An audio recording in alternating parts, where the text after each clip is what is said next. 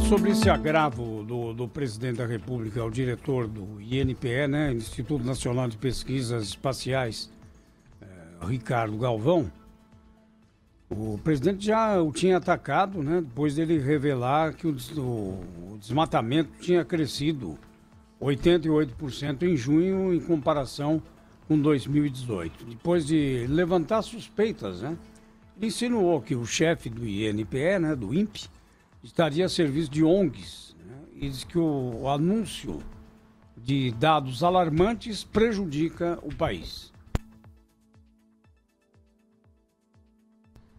Lógico que prejudica, né? O presidente Bolsonaro nisso aí tem razão. Agora, é o que disse o professor Delfim Neto.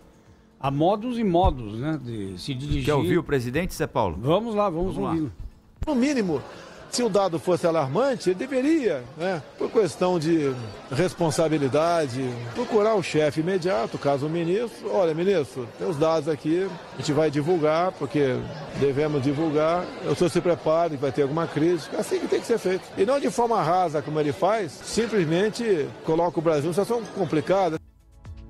Bom, o Ricardo Galvão disse que o presidente foi superficial e incorreto, mas que não pretende deixar o cargo. Agora, que fica difícil, fica. Agora, ele tem mandato, né? Ele tem mandato. Mas fica difícil, né? Depois dessa, como é que... Mas ele renuncia se quiser também, né? Também. Mas vai esse é um ficar aspecto que ilhado, deve ser levado, né, em consideração.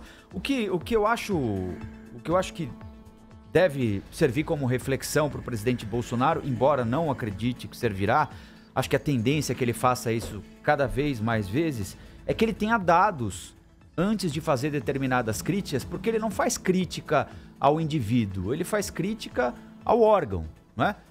Quando ele, por exemplo, criticou as taxas cobradas em Fernando de Noronha, quando ele, por exemplo, critica... Ele já criticou o IBGE, né? Exatamente, quando ele critica o IBGE, quando ele critica o INPE, quando ele diz que não há fome no Brasil, ele critica dados levantados pelo governo federal. E sempre com percepção. Então, o que ele diz é o seguinte, olha, se tivessem desmatado tudo que falam que desmataram na Amazônia, não tinha mais Amazônia. Ele acha isso, né? O ideal é que ele... E eu acho que as críticas dele ao INPE podem até fazer sentido. Agora, quando ele diz que o presidente do INPE pode estar a serviço de uma ONG que tem como intenção prejudicar a imagem do Brasil no exterior, ele, presidente da República, ele precisa lembrar que ele não é mais um deputado do baixo clero que pode ir ao microfone e falar qualquer coisa. Ele é presidente da República. Né? Ele tem responsabilidade. Quando ele diz o seguinte, não, eu saio por aí, não vejo ninguém magro na rua, quem disse que tem gente passando fome? Não pode falar assim, não é? Ele tem uma obrigação com o país de levar adiante questões verdadeiras, não é?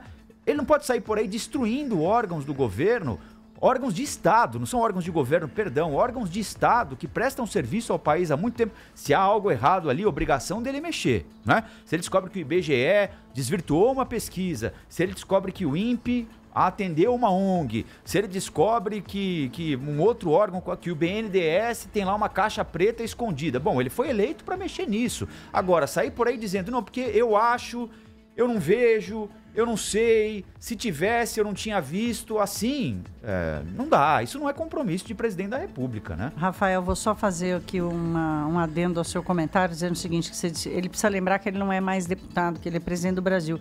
E eu acho que é exatamente porque ele é presidente do Brasil que ele se dá o direito de dizer o que ele pensa, porque a atitude dele tem demonstrado que ele acha que ele virou dono do Brasil, né? Então, ele diz, agora que eu sou presidente é que eu posso falar o que eu penso mesmo e fazer só o que eu quero. Bom, vamos ouvir então. Peraí, faltou o Ricardo Galvão aí, Pedro. Vamos lá então, vamos ouvir o Ricardo. Vamos ouvir o Ricardo Galvão, que é o diretor do INPE, que foi atingido pelas palavras do presidente. Dizer que os dados são mentirosos, colocou uma acusação fortíssima contra todos os excelentes cientistas que labutam no INPE pelo monitoramento não só da floresta amazônica, mas de todos os outros biomas brasileiros através de satélite. Tem uma explicação até, né, Rafael, Pedro e Thaís, né? O presidente, desse seu estilo voluntarista, ele não aceita opiniões diferentes, né? É isso que fica claro.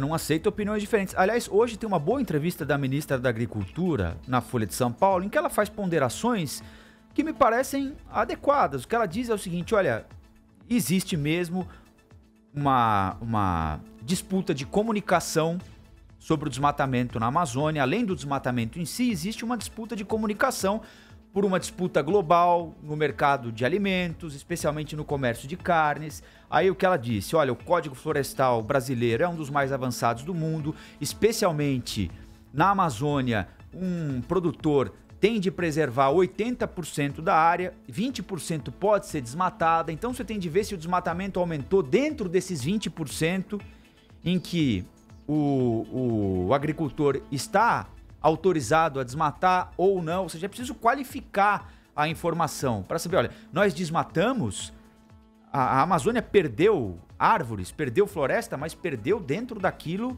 que está previsto no código, ou não, ou avançamos onde não deveríamos ter avançado. Ela coloca ali as coisas onde elas devem estar, que é o que o presidente deveria fazer. Com razoabilidade, né? Chama a ministra Tereza e chama o ministro Ricardo Salles e pede a eles informações. O que é que desmatamos na Amazônia? Foi a área. Aí se ele chega à conclusão, não, olha, presidente, o que foi desmatado ali são os 20% permitidos pelo Código Florestal. Aí ele vem a público e diz o seguinte, olha, o dado do INPE foi divulgado de forma equivocada. Nós desmatamos o que é permitido. Nós respeitamos a Amazônia. Aí o papo sobe de nível, né? É outro tipo de argumentação. Agora essa história de vir acusar de pertencer à ONG, de fazer não sei o que, aí ele rebaixa o nível e aí vira briga de torcida, briga de rua, né? E o Ricardo falou que não vai sair não, que não vai dar uma de Levi não. Vai ficar lá. O presidente, como ele tem mandato, alguém vai ter que tomar uma providência para tirá-lo de lá. Que ele, mesmo ofendido, não vai sair.